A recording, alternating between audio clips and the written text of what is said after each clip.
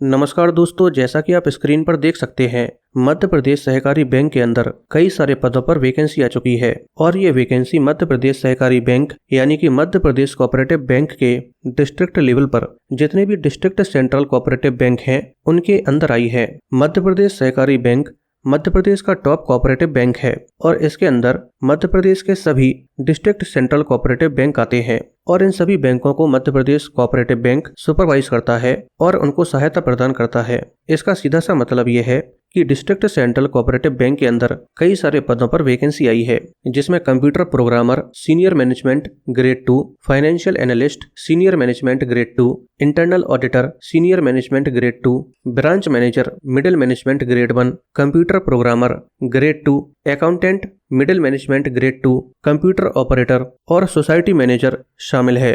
Total vacancy 2076 हैं जो कई सारी कैटेगरीज में डिवाइड हैं, जिसमें हर एक वैकेंसी पोस्ट के अकॉर्डिंग डिवाइड होने के साथ पर्टिकुलर जिले में या मैं कहूँ particular district central cooperative bank में भी डिवाइड है, जिसे आप टेबल में देख सकते हैं। तो इस तरह से दोस्तों ये वैकेंसी कुल मिलाकर 38 डिस्ट्रिक्ट सेंट्रल कोऑपरेटिव बैंक के अंदर आई है, जिसे आप स्क्रीन पर देख सकते हैं। दोस्तों आज इस वीडियो में हम 3 पोस्ट के बारे में डिटेल में जानेंगे, जिसमें कंप्यूटर ऑपरेटर संविदा और सोसाइटी मैनेजर शामिल है। इन तीनों पोस्ट के लिए टोटल वैकेंसी 1763 है और ये वैकेंसी कई सारी कैटेगरीज में भी डिवाइड है, जिसे आप टेबल में देख सकते हैं। आइए दोस्तों आज डिटेल में जानते हैं कि इन सभी पोस्ट के लिए क्वालिफिकेशन क्या मांगी गई है, आपकी एज क्या होनी चाहिए, एग्जाम पैटर्न कैसा होता है और अगर आपका फाइनल सिलेक्शन हो जाता है तो फिर आपकी सैलरी क्या होगी। आइए दोस्तों सबसे पहले जानते हैं कि अगर आप कंप्यूटर ऑपरेटर के लिए अप्लाई करना चाहते हैं तो यहाँ पर आपसे क्वालिफिकेशन क्या मांगी गई है। दोस्तों यहाँ पर आपसे 2 चीजें मांगी गई हैं, पहली ग्रेजुएशन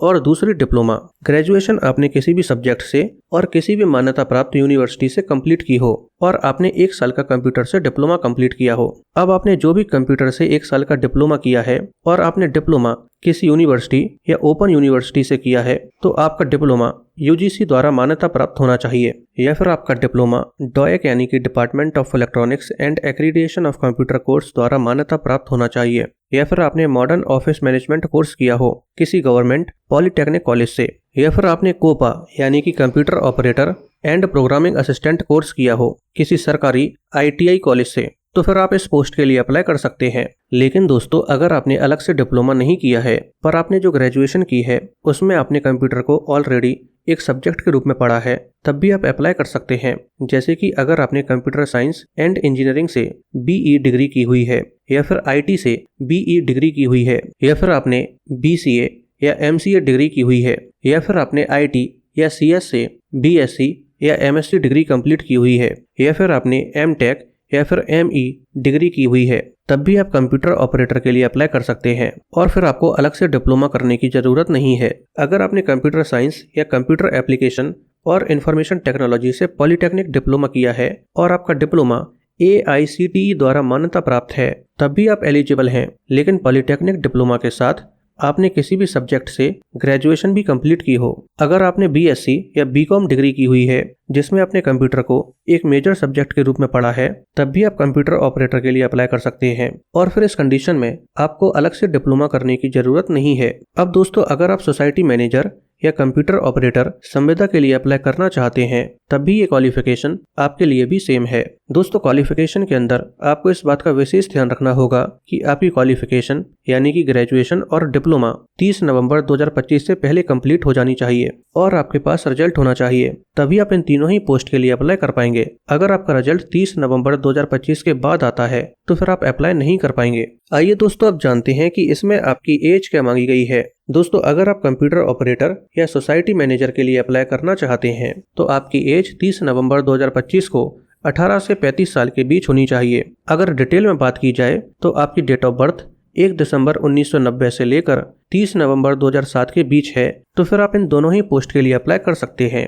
इसके अलावा यहाँ पर आपको एज में रिलैक्सेशन भी दिया जाता है और ये रिलैक्सेशन केवल उन्हीं कैंडिडेट्स को दिया जाएगा जो मध्य प्रदेश के मूल निवासी हैं। अगर आप मध्य प्रदेश के मूल निवासी होने के साथ OBC, SC, ST ex serviceman category से बिलोंग करते हैं तो फिर इस कंडीशन में आपको 5 साल एक्स्ट्रा दिए जाएंगे, यानी कि आप 40 साल की उम्र तक इसका एप्लीकेशन फॉर्म भर सकते हैं। लेकिन अगर आप महिला अभ्यर्थी होने के साथ मध्य प्रदेश की मूल्यवासी हैं तो फिर आपको भी 5 साल एक्स्ट्रा दिए जाएंगे। आइए दोस्तों, अब कंप्यूटर ऑपरेटर संविदा के बारे में भी थोड़ा सा डिटेल में जान लेते हैं। दोस्तों, कंप्यूटर ऑपरेटर संविदा के लिए कुल मिलाकर 176 पदों पर वैकेंसी आई है। इसका मतलब ये है कि ये वैकेंसी परमानेंट वैकेंसी नहीं है, ये वैकेंसी कॉन्ट्रेक्चुअल बेसिस पर आई है। अगर आप कंप्यूटर ऑपरेटर संविदा के लिए अप्लाई करना चाहते हैं तो क्वालिफिकेशन आपकी सेम होनी चाहिए जो कंप्यूटर ऑपरेटर के लिए है। लेकिन ऐसे कैंडिडेट्स जो कम से कम 5 साल तक मध्य प्रदेश के किसी डिस्ट्रिक्ट सेंट्रल बैंक में कॉन्ट्रेक्चुअल बेसिस पर काम कर चुके हों या फिर अभी काम कर रहे हों और उन्हें काम करते हुए कम से कम 5 साल हो चुके हैं, तभी आप कंप्यूटर ऑपरेटर संविदा के लिए अप्लाई कर पाएंगे। आइए दोस्तों, अब जानते हैं कि इसका सिलेक्शन प्रोसेस कैसा होता है। दोस्तों, अगर आप कंप्यूटर ऑपरेटर या सोसाइटी मैनेजर के लिए अप्लाई करना चाहते हैं तो यहाँ पर सिलेक्शन प्रोसेस सेम है।